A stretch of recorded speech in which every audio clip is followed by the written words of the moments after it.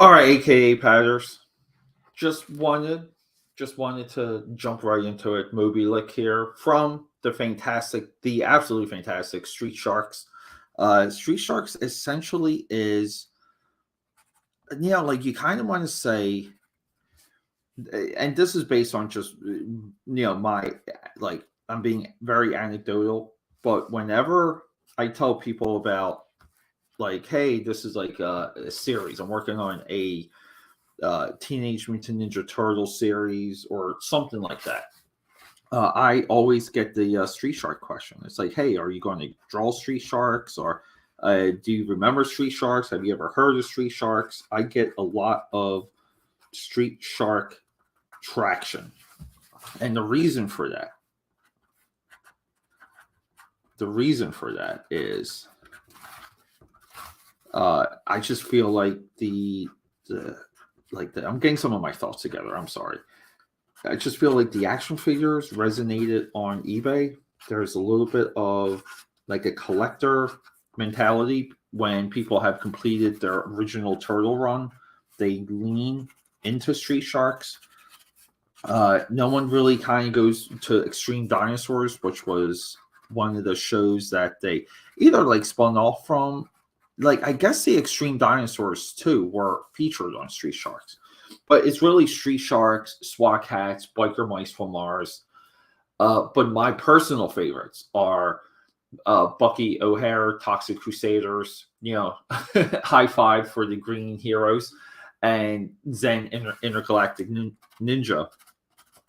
Because during the time, I just feel like those franchises, those characters were way more. They were just way more prevalent. Where Street Sharks resonated down the road, SWAT Cats resonated down the road, but during the time, you were convinced that something like Toxic Crusaders would be the next Teenage Ninja Turtles, or you were convinced, easily convinced, something like Zen Intergalactic Ninja was going to like elevate and resonate.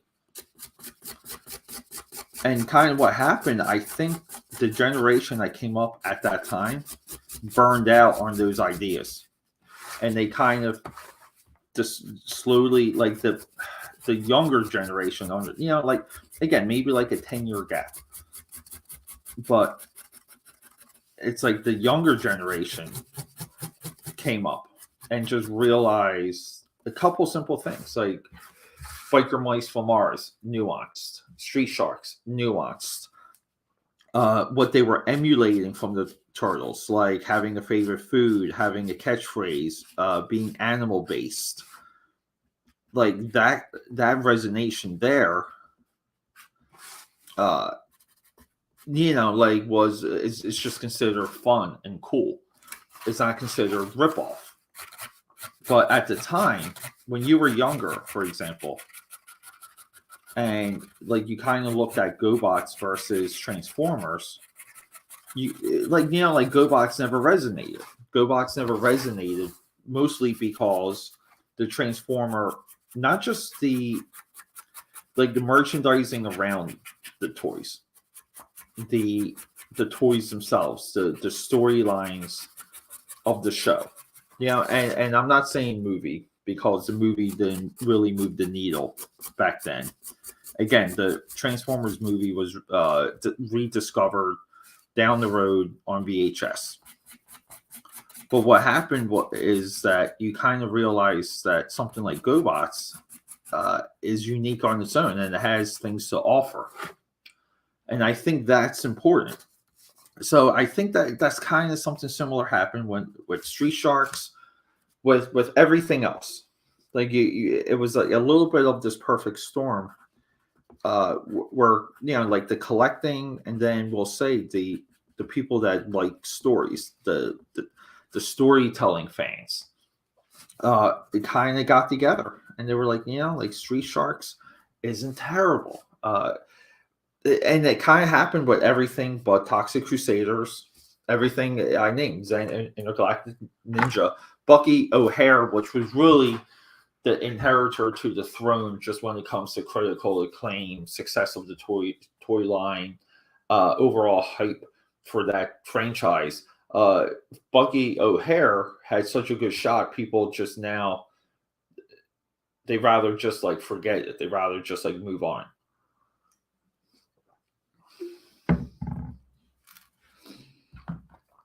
Oh, and the phone is dead, everyone. So we're not.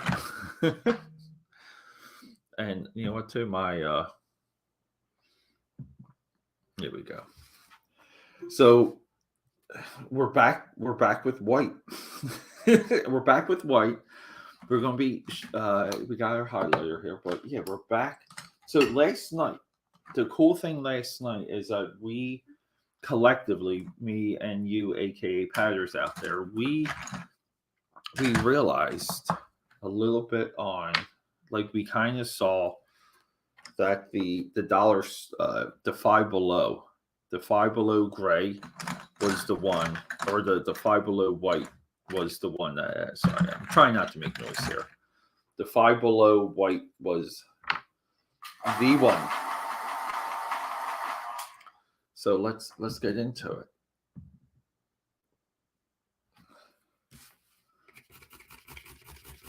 And I'm letting my pencil lead stick here. I'm just letting, because I want to create some variation. I need variation and I need texture.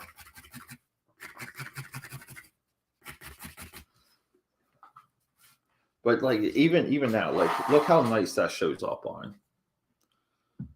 And you know, my tablet here is telling me I don't have internet, and I don't know why.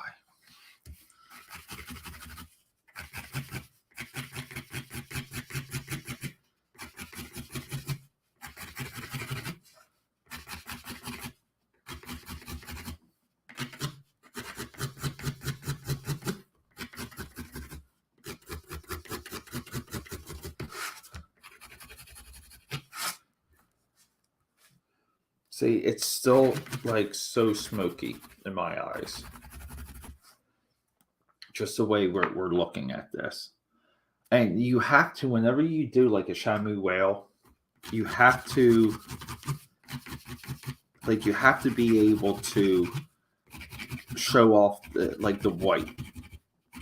Like, the white needs to pop, but it can't, like, it also can't distract. So this is where we kind of come in and we like to put in like some blues if possible. Just a little bit of blue to kind of show some of that bend, some of that texture, like not texture, but just some of that shape. Just going to come in. So some of it too would be like you want to re-up some of your line work here to kind of, again, create a little bit more separation. So that, you know, like, you go, again, we talk about this. This is that back and forth that I refer to often. We need to, I'm curious on if I'm streaming on the, we're booting up the phone. We gotta reboot the tablet too. This is ridiculous.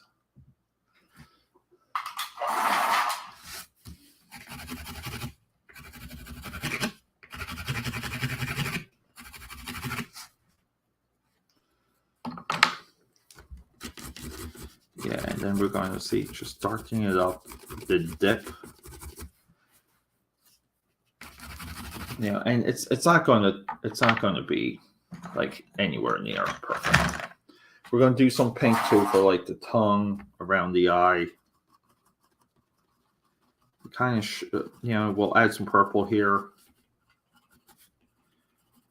So some of these too, like, these are Spectra Color, and Spectra Color really is the very best colored pencils I've ever worked with. I don't think they're available anymore. The Prismacolor ones are okay, just when it comes to like overall texture. I mean, like overall softness. But the softer, in my view, like softer the lead, you kind of or softer the wax. It's kind of like you just have a better shot on making things look rounded and dynamic and shaded and beveled and all these other elements, like these things you have to keep in mind when you shade. It makes it a little bit easier. But this blue here is working to our favor. And this is a 9 to 5 day for me. I know it's a Sunday, but Friday was a personal day. And I am planning on making my way to the office for some work. So, but I shot off a couple questions via email this morning. So, I may get a phone call and stuff like that too, which is critical.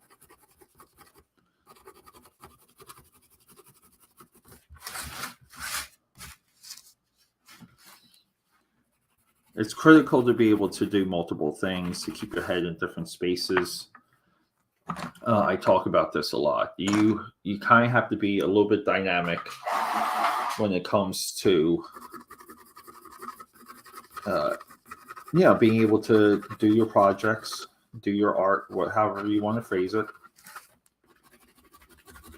Like you kind of want to be able to do all of it, but you also have to kind of have a real job that you contribute at. Like it doesn't mean, like I always hate the question. The two questions I hate is what do I do for work and do I enjoy what I do? I don't enjoy this right now. Like I don't enjoy drawing. I don't know why anyone would enjoy drawing. It's stressful. The pressure to be perfect, to nail it every single time, gets to you. I think this is also why a lot of artists or illustrators kind of get so trapped into their own world. Like they kind of lose sense of reality when you talk to them. They legit live in this bubble environment because they're solely dependent on their illustrative power, their popularity, their ability, and also ability. Like you have to change with the times. But here, like my goal is never that. My goal is always just to get as good as I can, as good as possible. Like GED good. Like that's where we want to be. And I just feel like when you're trapped in that publishing, networking cycle, it's horrible. It's so stressful. I don't think it creates good artists. In a way, you can argue that system potentially destroyed an era of American illustrators.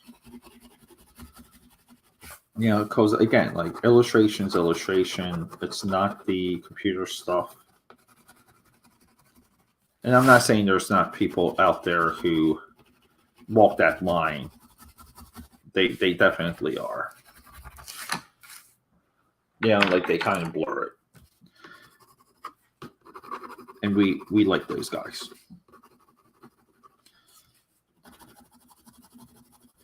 Just try and add some like subtle jumps of light. Just like where the light could just maybe be hitting just enough. Just enough. Again, like not perfect. Moby Lick never looked so good. All right, let's boot this up.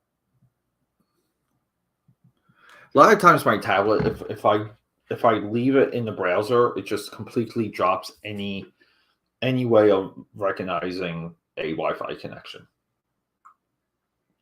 Well, cheers, everyone. We got some hot coffee today with chocolate hazelnut creamer. That's the Friends one.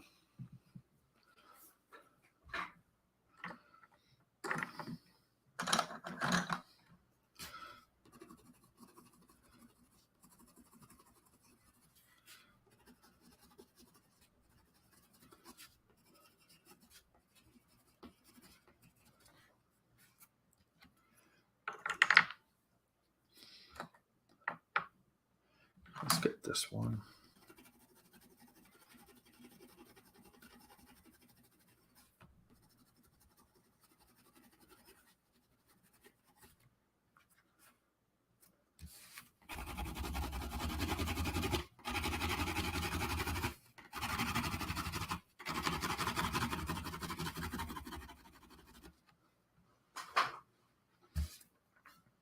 Yeah, we definitely need to update the see, like now, like, are we connected now? No, we're not. It's so goofy the way how the this tablet is years and years old. I almost like have to upgrade every single Amazon product that I have now. Like, I have to upgrade all my cameras, all of my Alexa shows, my Alexa Puck. Yeah, we're big on Amazon in this household for good reason. Their products work.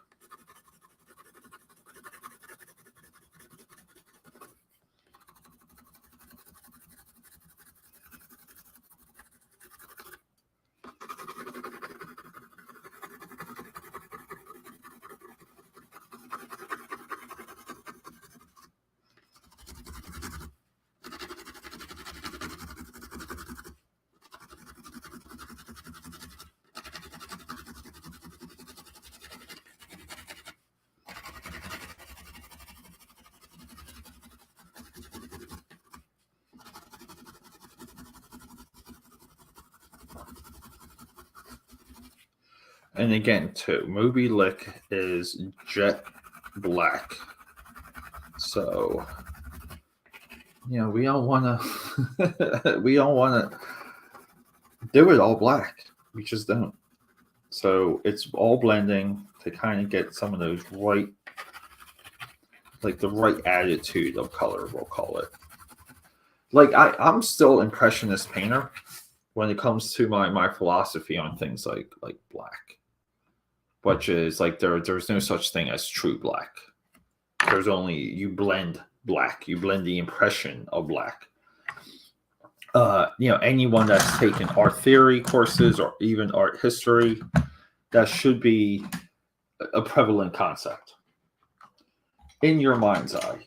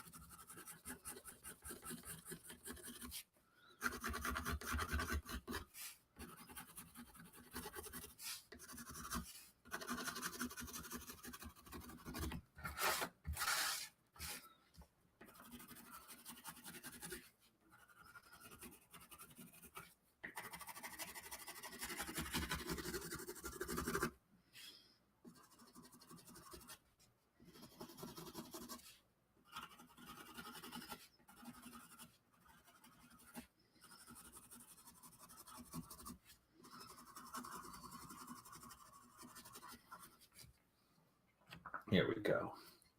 Like, the question is, I know we're getting there, right? Because that's my favorite phrase, but it's kind of like how well are we getting there?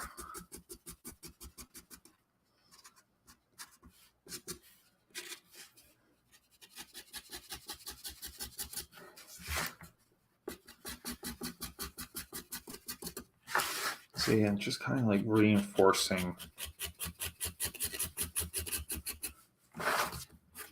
just some of this flow.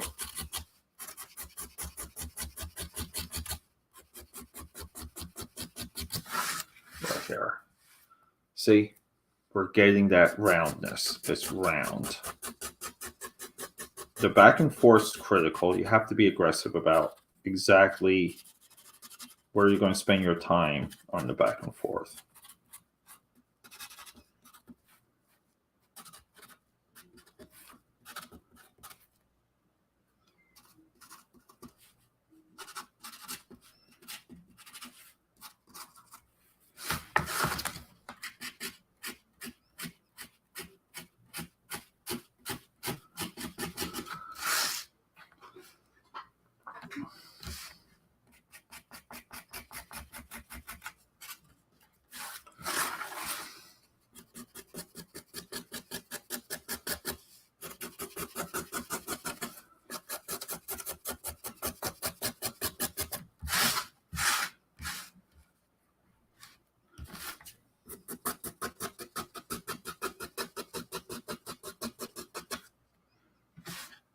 Here we go. Make some of these, like the inset of the eye, just making that a little bit darker.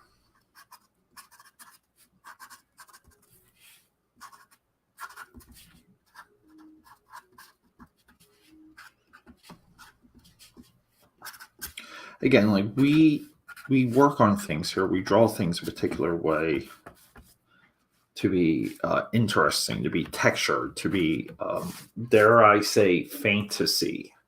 We draw fantasies here. We draw things. We draw like things and characters in ways you haven't seen, and that's the draw. That's the effing point. Like, period. Like, it's not up for debate.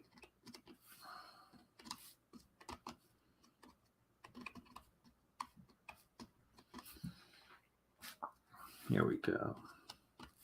So it took me a while. When I got back to these, it took me a little bit to get back to visualizing some of these highlights, to kind of be aggressive with them, to, just be better with seeing them. And that took a while before, and it took a while now. But I think last night was a little bit of a breakthrough in that. Like, here we go.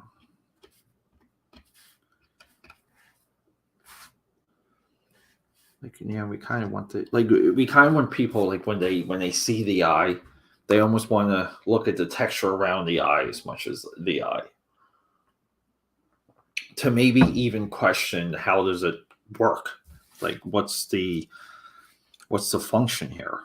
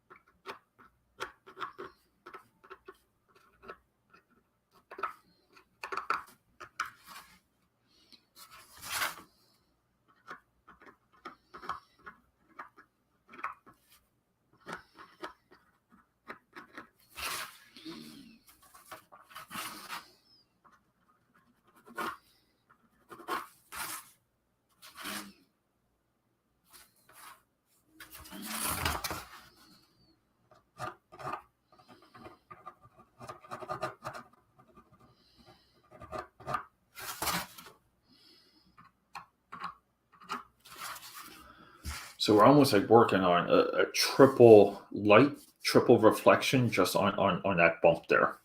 And by that, I mean we're highlighting before the black stroke, on top of the black stroke, and after the black stroke. So it's again, multi-layered.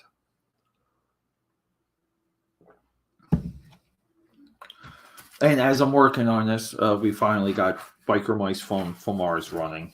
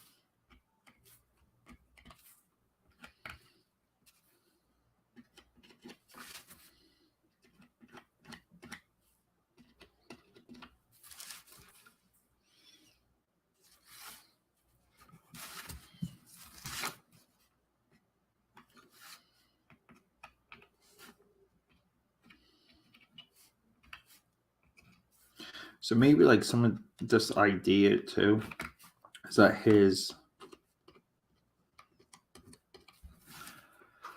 like the white part, like the white marking kind of is beveled and like just functions as like an almost like how like a costume would kind of like be raised, you know, like if he was wearing like a mask.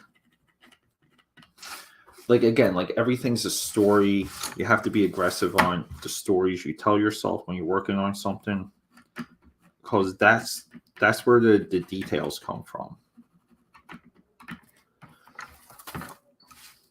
Like you have to be detail oriented, even if you're drawing simple. Like if you have more of a like a faster, more controlled style, you still need stories. You need ways to communicate ideas, but you also need stories to tell, even on still images. Like stuff without movement, imagery without stories. We'll call it that. You know.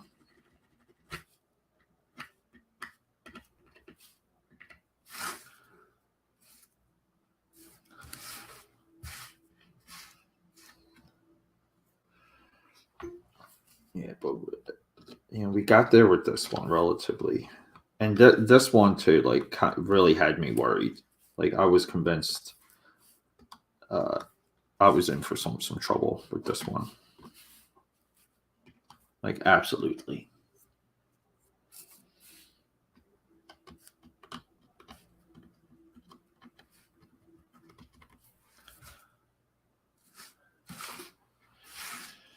I hate to say it, like, but the hard part's over. It really is.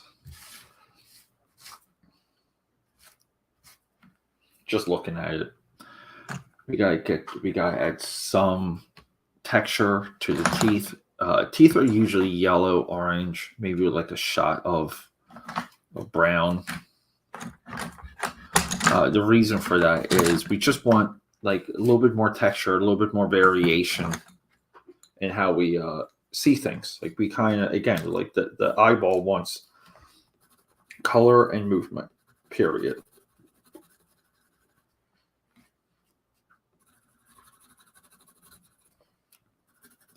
You know, and it's your job to give the eye that thing.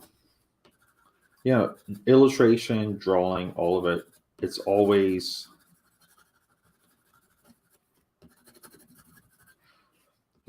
tricking the eye. The more you understand about the way you interpret things, you know, like you have to understand how the brain works. You have to understand how we associate objects with thought. Because like your job essentially is to recreate that.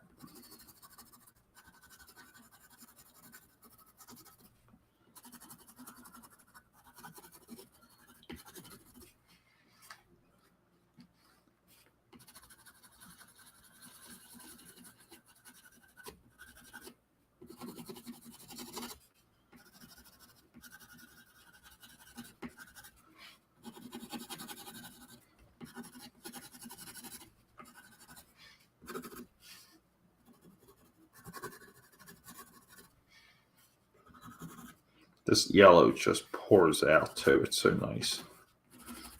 It's funny too, because those spectra colors are as soft and effective as the Five Below pencils are hard and effective.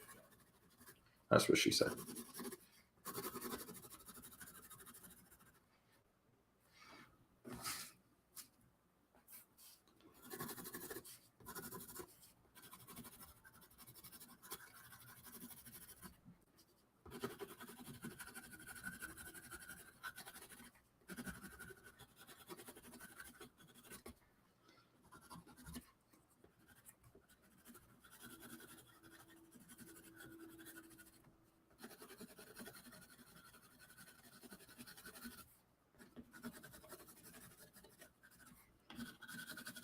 Some of this too makes me want to shade to kind of add like a second highlight coming this way for some of the teeth.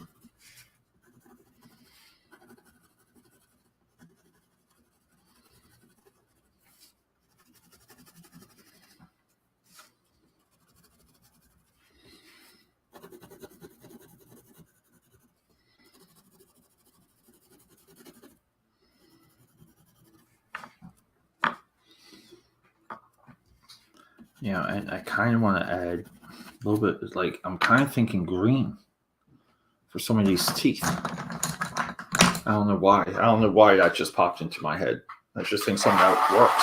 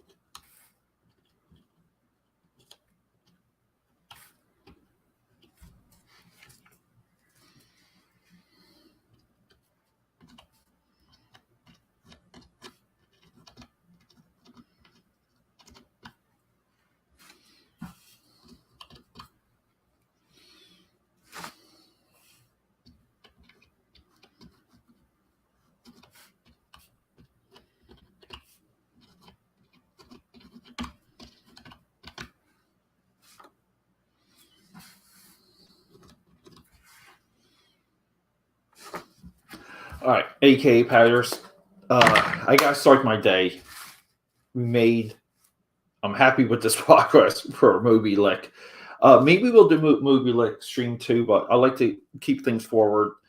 I would like to do this coming week a super stream for Bebop and Rocksteady, where I work through both of them because I gotta get those two guys off my plate. And it's been 3 streams since we've done a Turtles character, so be on the lookout for that. Rock and roll, love you.